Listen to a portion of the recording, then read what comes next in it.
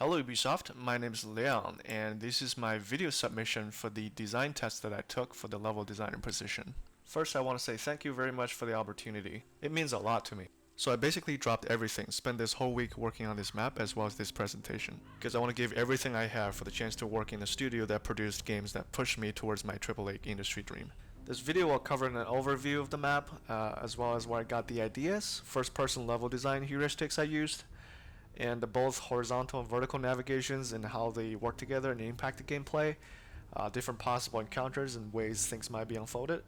Basically, I'll explain the reasons behind every detail that I put in this map, and then it will be followed by 5 minutes of actual gameplay footage I recorded. It took me about 30 to 40 hours to make, and I enjoyed the process very much. I personally played an enormous amount of games and made some of my own, and I was very glad that I get to use the techniques I learned from things like Half-Life 2 commentary mode, as well as theoretical knowledge I learned as a game design student back in Michigan State University. This video will only cover the level design part of the test. For the questions, you can find my answers inside a PDF file in the same folder. And just in case you're interested in checking out the map yourself, you can find the map inside the same folder, and you can load it up in the Far Cry 4 map editor. Now with that out of the way, let's dive into the details. Recently I played a lot of Metal Gear Solid 5, and I had a lot of fun capturing outposts in that game, so I started in a direction to see if I can do something more or less similar. And I recently got my hands on the Far Cry 4 map editor, which I believe is a perfect tool for this design test. So I started more or less as an experiment to build an outpost on the mountain. I wanted to start the level as some sort of infiltration mission, so I put the player in a very hidden spot at the start. Now with that said, the map supports both stealth and combat gameplay. It all depends on the player and how the situation unfolds. The first thing I made was a base path, which basically helps me define a rough framework of the map. And after all the terrain painting and prefab placing, I start defining the details, the path flow, the lighting, indoor areas, rooftops, height differences, etc. After a lot of playtest and iteration, I start to see and manipulate the patterns on top of the basics. And based on the playtest feedback I get from myself and my cousin, I refine the details of each zone to make it more fit for their purpose, and spend a lot of time adjusting enemy placement and direction as well as supply placement. I also paid attention to each playthrough, taking notes on how frequent player stays in each zone, which gives me a general idea of which area probably needs more details or fine-tuning. I love the concept of player-centered design, so I spend a lot of time jumping in and out of the game, playtesting and iterating. You might notice the time setting is at night. It's because it gives me a better control of the lighting and makes the player see what I want them to see, and also to help set up the mood for infiltration, which creates the sense of immersion, and it brings in a bit of more sense of drama, so I figured why not. Now at the start of the map, there's only one way forward, and it's very narrow. The purpose here is to avoid making players lose their sense of direction as a result of being directly thrown into an open world. As the player reaches the first exposure point, it will be very easy for them to find out where they are and where they need to go, based on how I set up the view angle, the direction of the gate, and the lighting as well as the enemies. Back to the starting point. The first thing I attract their attention with is the fire pit. Only after a couple steps, the fire pit will enter a player's field of view and ideally grab their attention right away with its brightness and reflection on the wall. It serves three purposes. First, it creates a feedback to the player that they're moving towards the right direction where something's happening. And second, it draws out the curiosity of the player so they keep moving. And lastly, it lights up the enemy in front of it. Which brings out the topic of why I put this enemy here. Now as the first enemy that gets introduced to the player, it serves as an easy kill to help build up players' confidence first, and also again helps set up the mood for infiltration.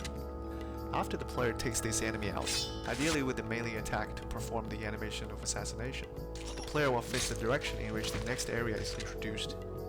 A quick note, I turned on the invisibility in the editor so I can show you the map without the NPCs to start to attack me. The gate was one of the most early ideas I wanted to put in the game. It helps convey this image of a military outpost and visually poses this big challenge for the players to take on. I wanted to create some sort of event in front of the gate, so you can see one of the soldiers conveniently checking the truck in front of the base. Overall, this setup basically encourages the player to slip in through this side door, but again how it's played out is entirely up to the player. Should the player expose themselves in here, the enemy near them can be taken care of very easily, but the big challenge is the sniper out there.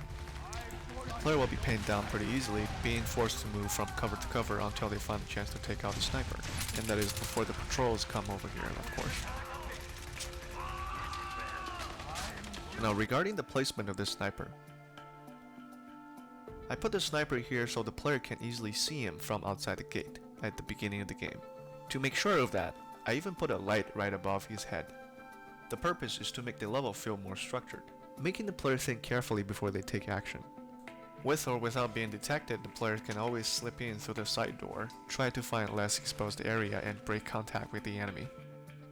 Should the player comes to this relatively stealthy section of the map, they can either choose to go even higher to get a better view of the positions of the enemies, or keep a low profile and try to find a chance to take out the sniper from the lower ground with a good cover. Over here at the highest point of the map, there are 3 heavy flamers. I call them the death squad because if the enemy is alerted, these 3 will start patrolling the map, posing a very intimidating threat to the player, since they're very hard to be taken out face to face. Once they start moving, they will change the gameplay dynamic drastically, where instead of hiding at one spot taking out the enemy one by one, the player will have to be constantly on the run, trying to find a chance to fight back, and also while figuring out priorities on which enemy to take out first. While this brings in a lot of tension to the gameplay, it doesn't increase the difficulty by a lot, considering these units are moving very slowly. But it definitely brings in more opportunities for the players to create their own epic moments. However, if the player managed to sneak up to this place without being detected, their reward would be the chance of performing stealth kills on all 3 of them. There's also a sniper over here at this side of the building, with probably the best sniping point of the whole map. After taking him out and take the position, the player can easily find the rest of the enemies. Now getting to this area would be relatively challenging, and chances are most of the enemies are already taken care of on the way here. So getting down to find the rest of the enemies will be a little backtracking. That's why I put a zipline on top of the roof, making the way down more entertaining and fast. Originally, I had another zipline on top of the roof, bringing the player to this section of the map.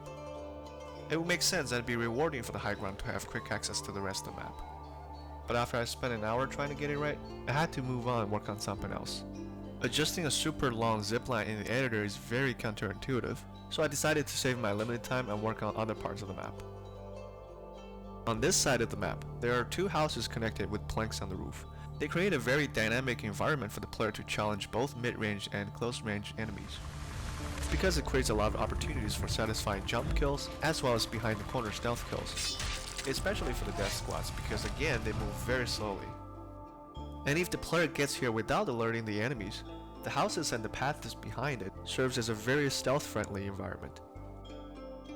While I was building and testing the level, I tried to make the navigation flow as smooth as possible. For example, this wooden plank. It used to be over here on this direction when I first built the map.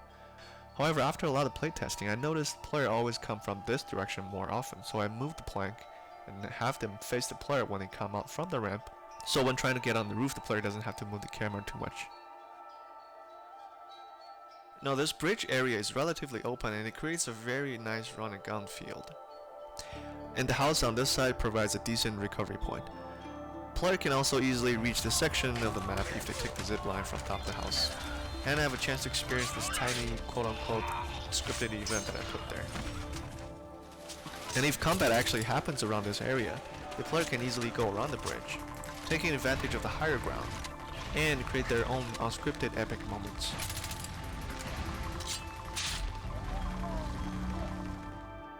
While building the map, I also put in a couple of environment storytelling elements in there, but they're relatively simple, so I won't go through them in here. But again, if you're interested, you can find the map and take a look at yourself.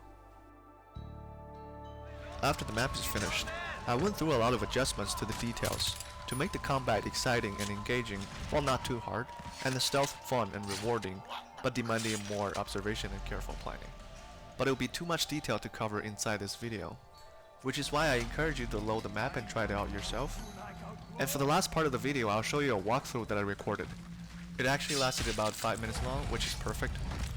Now I did a lot of playthrough, but the reason I choose this one specifically is that a lot of unexpected things happen, and actually eventually it turns out to be pretty interesting, so I wanted to share it with you. There will be no editing and I will not be commenting on it, so you can better focus on what's happening on the screen.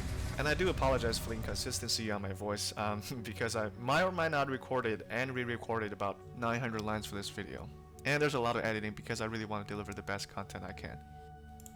So thank you very much again for the opportunity, and I hope you guys like what I delivered. And I'll be very excited if you do. So looking forward to hearing back from you guys.